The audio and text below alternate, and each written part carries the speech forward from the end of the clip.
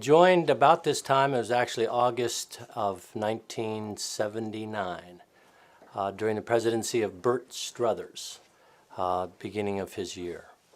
Well, starting with Rotary, Rotary was different and it was the same. The principle of service was very much in vogue.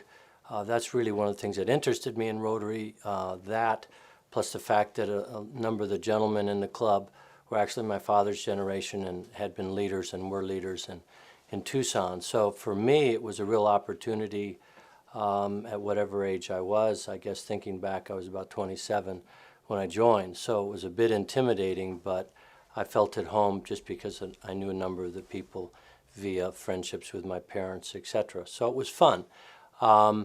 It was a funny moment in my Rotary experience was one time being responsible for the microphone operation.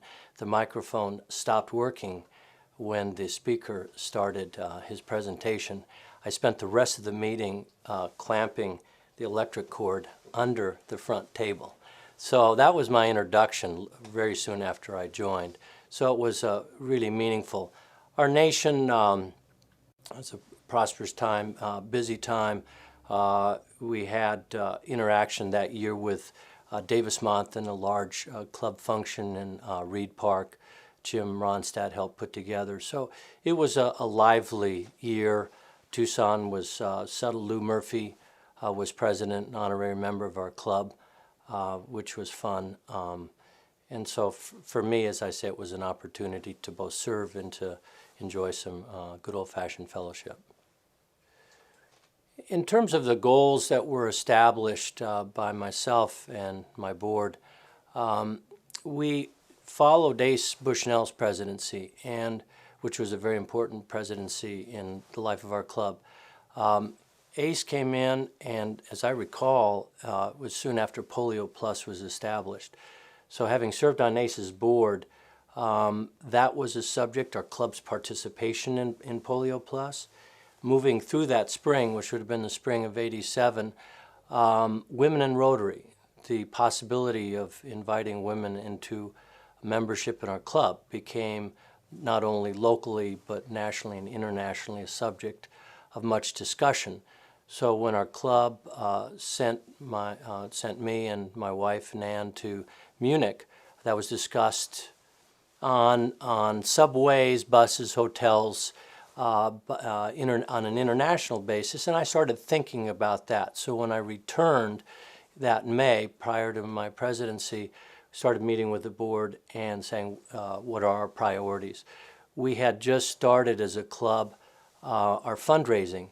Community Charities was a relatively new addition to our club, so we talked about what kind of fundraising we were going to do that year and the women's issue. So those were the two major challenges. Our club, as I recall, had 297 members, so a number of people wanted to get to 300 and stay at 300. That was not at the top of my list with the other two subjects. So I would say probably the greatest challenge and goal entering the year is our club dealing with the subject of women in Rotary. In terms of my pride in not particularly my service as president, but that year serving our club with the board of directors and Helen Middleton. Helen, I would really like to include her in in my conversation. The presidents who had the opportunity to serve while Helen was our executive secretary themselves benefited sort of in a four-way test fashion. She came with so much background and experience that the time I could spend with her in her office, gaining from that, herself being, of course, a woman, and being able to share in conversation with her how we should proceed as a board were some very special moments. But in terms of the pride that I had, really grew out of the way our club dealt with the invitation extended to women locally to join Rotary. It was a process, and actually it wasn't all fun and games. There was quite a bit of discussion. I am proud of the fact that the club did not have, while many wanted debate, we did not have open debate on the floor, feeling that it was not going to, the club was not going to benefit from that. People had strong feelings. So our club board met weekly and sometimes more often. You had people on the board, Ed Parker, who served in the United Way in a much larger organization than I do, Peter Ronstadt with the police department, Joe Nevin, who worked then with Mountain Bell. In their organizations, they had dealt with similar issues, whereas I, coming from a small business, had not. So we hammered a number of these things out. We had meetings at the Lodge on the Desert, and it was finally in September of that year that we announced to the club that it would be a board policy to accept applications for membership submitted by members for all qualified individuals, regardless of sex, race, ethnicity, etc. So I was really proud of that fact. And what we did was many people said, well, you really need to amend your bylaws. Rotary International would not accept amendments to either its bylaws or club bylaws, would not recognize it, because we were told when I contacted Evanston that the Council on Legislation that was due to meet in 1989 would take care of such matters. So we sat here in Tucson squirming a bit, feeling that whether they were lawsuits really upset members, that had to be dealt with. So we announced to the club that our policy, and what we did was we followed that up with a letter and a postcard actually sent to all members asking them if they were supportive or unsupportive of the board motion. And we got a tremendous response. We had almost a 90% return of those postcards and nearly 90% of the membership supporting the motion. And I've always felt down deep that probably if we had had a vote on the floor, it might have not have been the same. People really expressed their feelings that way. So my pride really comes out of that transition and acceptance of women into the life of our club. During my year as president, there were certainly surprises. Some of the things that surprised me on a meeting basis were such things as arriving at my first meeting at the Doubletree and thinking that I was really prepared. I had met earlier that morning with Helen and gone over an agenda and those things that all new presidents do in whatever fashion they like, but they come prepared. Lots, folder file, you test the mic. All of that had been done. And in those days, and still, we introduced the birthday boys prior to the introduction of the guest speaker. And the first birthday boy I introduced happened to be an octogenarian. As I recall, it was Dick Barcelo. Last few days, just thinking about my time as president, I look back and Dick happened to have been born in 1905. Curiously, the year that Rotary started. The first meetings were held in Evanston, which I sort of got a kick out of. And Dick had been introduced and went back to his chair at the very my far left and proceeded to fall off of the stage. And so my world stopped. Everything was in slow motion. I watched Dick, who was 82 then, tumble off the stage. The Doubletree that day had not put stairs up so I was so prepared that I stepped up and didn't even think that there were no stairs. So that's how my Rotary year started, and actually it served a real purpose.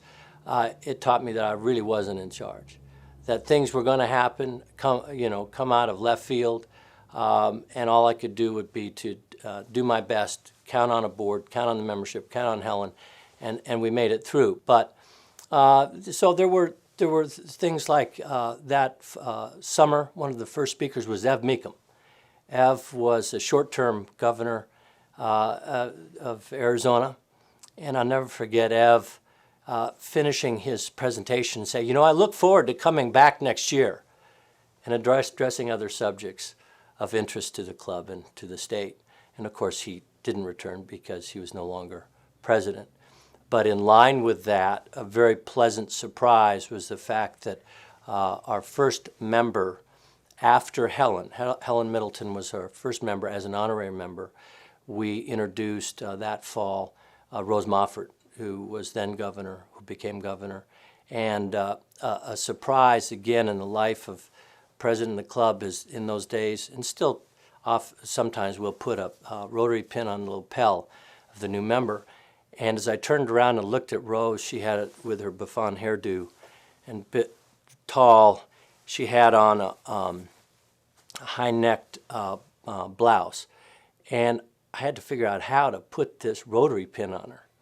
I was accustomed to putting it on lapels.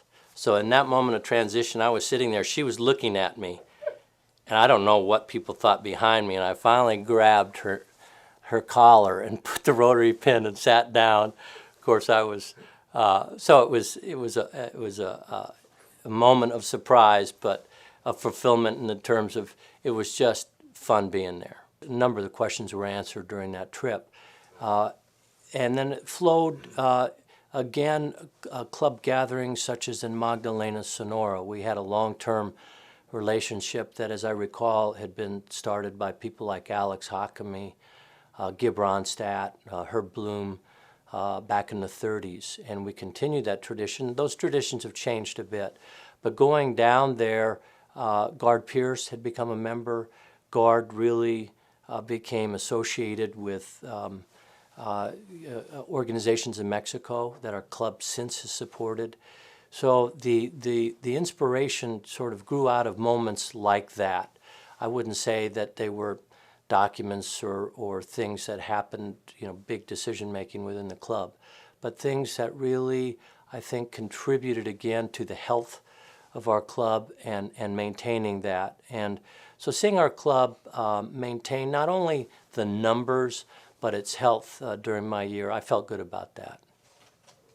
Well, in terms of meeting with people, sitting with people, conversing with people who have an interest in leadership in our club and possibly someday a position as president, I would encourage them, as we try to do in our STAR program today and in the orientation Rotaries, to really get involved. I think back, Max Hahn had been a president in our club. Max used to run Avis in Tucson. Max is still living in Tucson, no longer a member of our club. But one of the first times I walked into the Ramada, he said, "What are you doing next week?" I said, "I don't know." He said, "I want you to spend the next 6 months standing at this door with me, greeting people, so you get to know the members of our club." And I said, "Really?" And he said, "I'm serious about that." And that's a kind of commitment I saw people making. And I realized that if I wanted to become part of the club, I had to do it naturally, things that I enjoyed doing, but to get involved. And so once you're involved, I found from my personal experience that things can, not always do, but can continue to happen and evolve.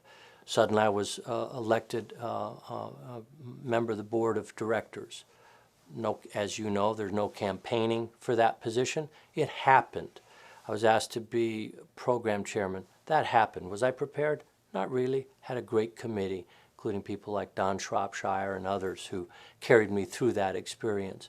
So I sort of, I guess, in simple terms, sort of rode that wave, which is to say of involvement, friendship, and if it turned out to be leadership, that was fine. It didn't have to. So I would encourage people just to roll with it. Sometimes there are letdowns. We have people every year that are not elected to the board that really need to be thanked and even invited to give it another shot. And I think that's the spirit of our club. And if a person keeps track of that temperature of the spirit of our club, I think that there are good things in store for them.